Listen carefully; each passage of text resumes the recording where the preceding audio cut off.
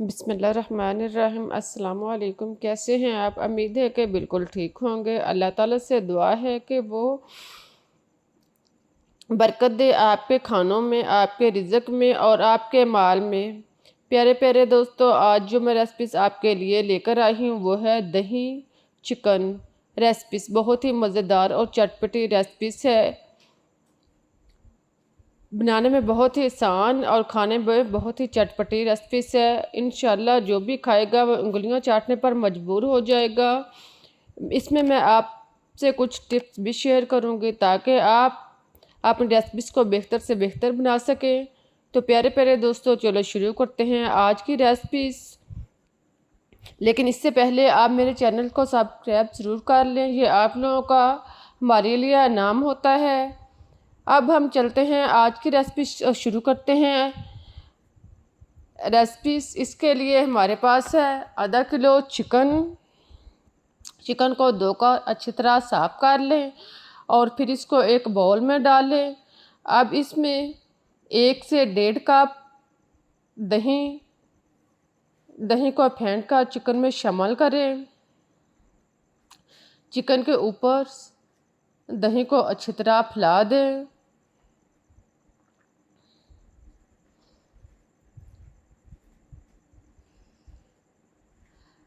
दही डालने के बाद अब इसमें काली मिर्च पीसी हुई 1 चम्मच शामिल करें।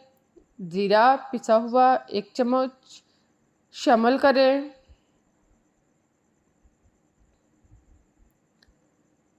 वाइट मिर्च पिसी हुई आधा चम्मच शामिल करें।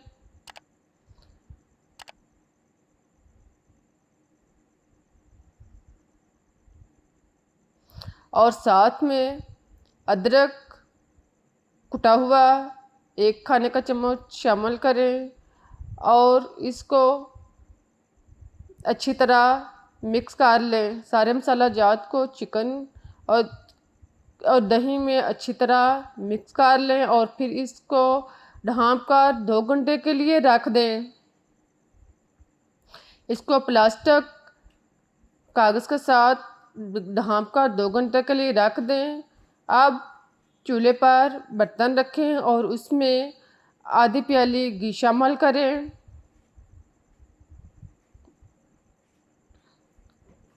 जब घी अच्छी तरह गर्म हो जाए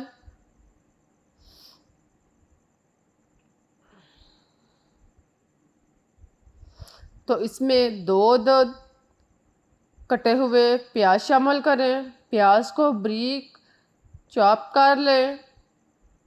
इसको कटर में अच्छी तरह बारीक कर लें और फिर प्याज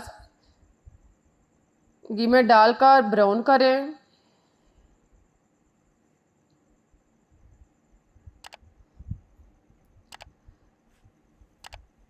जब प्याज अच्छी तरह ब्राउन हो जाएं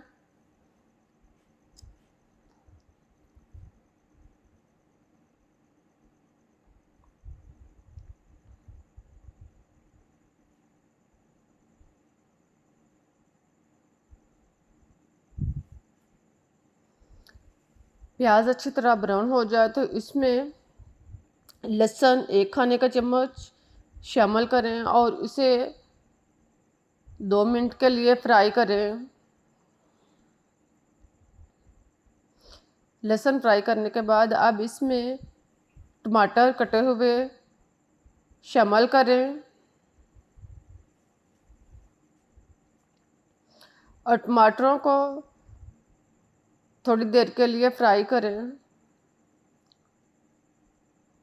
अब इसमें हरी मिर्च 3 से 4 अदद बारीक कटी हुई शामिल करें और इसको मसाला जात में मिक्स करें।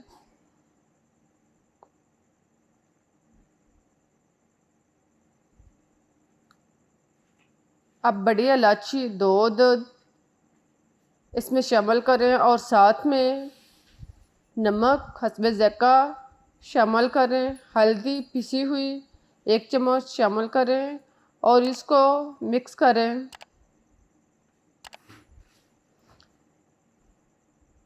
सारे मसाला जात को अच्छी तरह फ्राई करने के बाद अब इसमें आधा कप पानी डालें और इसका ढक्कन बंद करके मसाला जो है गलने तक इसको पकाएं। जब पानी खुश्क हो जाए और मसाला अच्छी तरह यकजां हो जाए तो इसको चम्मच के साथ जो टमाटर या मिर्च वगैरह है इसको कुचल लें। मसाले को चम्मच के साथ अच्छी तरह कुचलने के बाद अब इसमें चिकन जो हमने पहले से मैरिनेट करके रखा हुआ है वो इसमें शामिल करें और इसको फ्राई करना शुरू करें। चिकन दही को मसाले में शामिल करें और इसको अच्छी तरह फ्राई होने दें। अब चम्मच के साथ मसाले को अच्छी तरह मिक्स करें और इसको इतनी देर तक पकाएं कि ये जो है वो गल जाए और पानी दही का खुश्क हो जाए। मेरी कोशिश होती है कि मैं आपके लिए ऐसी रेसिपीज लेकर आऊँ जो कि बनाने में बहुत ही आसान और खाने में बहुत ही मज़ेदार हों और साथ साथ ग़िज़ाइयत से भी भरपूर हों।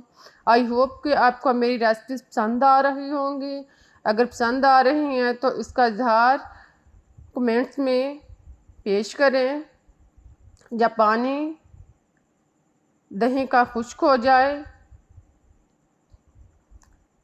तो इसको चम्मच के साथ अच्छी तरह मिक्स करें और इसको धीमी आंच पर पकने दें।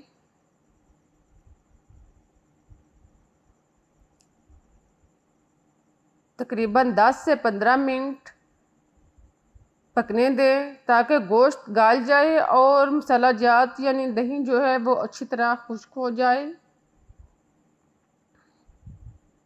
साथ में वक्फे वक्फे से चम्मच हिलाते रहें ताकि गोश्त जो है वो नीचे लगने ना पाए और चम्मच हिलाने से ये लजीज और फ्राई भी अच्छी तरह हो जाए। अब इसमें कुटा मसाला गरम मसाला शामिल करें और इसको चिकन में मिक्स करने के बाद इसमें हरे धनिए का छिड़काव करें।